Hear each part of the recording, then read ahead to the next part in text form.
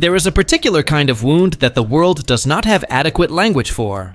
Not because it is too small to describe, but because it is too large, too close, too tangled in everything that should have been safe. When the betrayal comes from a stranger, there is a clean kind of anger available to you, a clear line between yourself and the person who hurt you.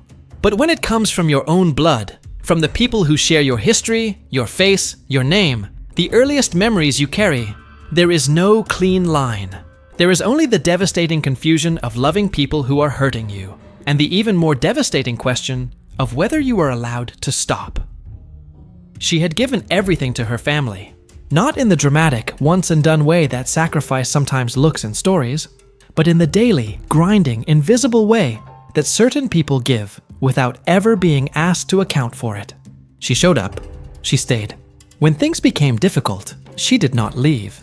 When resources were needed, she found them. When someone in the family needed to absorb the weight of a hard moment so that others did not have to, she positioned herself to take it. She did this not because she was weak or because she lacked options, but because she genuinely believed that family was the thing you protected above everything else. That the people you were born to were the ones you owed your deepest loyalty, your most sustained effort, your most unconditional presence. She believed this completely, and they knew she believed it, and they used it. The pattern did not reveal itself all at once. It never does in families like this one. It built itself gradually out of small things that could each be individually explained. A decision made without consulting her. A benefit that went to someone else without acknowledgement of her contribution. A moment where her voice was spoken over, and the conversation moved on as though she had not spoken at all. Individually, each of these things was manageable, forgivable, the kind of thing that happens in every family and means nothing on its own. But they were not individual. They were consistent. They followed a pattern so reliable that once she finally allowed herself to see it clearly, she could not understand how she had missed it for so long. The answer, of course, was that she had not missed it. She had chosen again and again not to look directly at it. Because looking directly at it meant accepting something her entire sense of self had been built around refusing to accept, that the people she loved most had decided, somewhere along the way, that her value was primarily instrumental, that she was most useful to them as someone who could be relied upon to give without demanding, to absorb without complaining, to stay without requiring reasons. Not a person at the center of the family's concern, but a resource at the edges of it. When the betrayal finally came, in a form too large to explain away, it brought everything behind it into focus. Every small dismissed moment. Every time her loyalty had been treated as a given rather than a gift. Every time she had made herself smaller so that someone else in the family could be more comfortable. The full weight of it arrived at once, and it was staggering.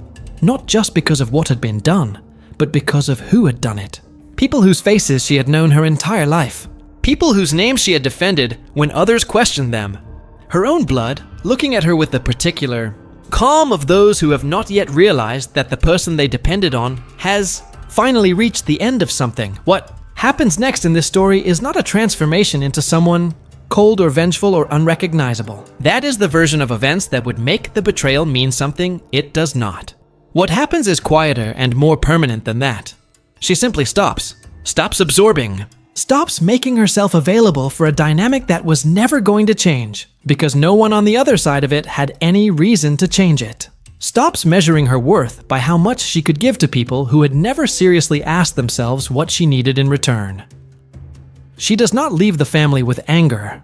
She leaves it with the exhausted clarity of someone who has finally allowed themselves to see the full picture, and who has decided, for the first time in a very long time, to be as loyal to herself as she had always been to everyone else. The ones who betrayed her had counted on her staying forever. They had built their comfort on that assumption. What they had not counted on was the day she finally believed she deserved better. That day came quietly, and it changed everything.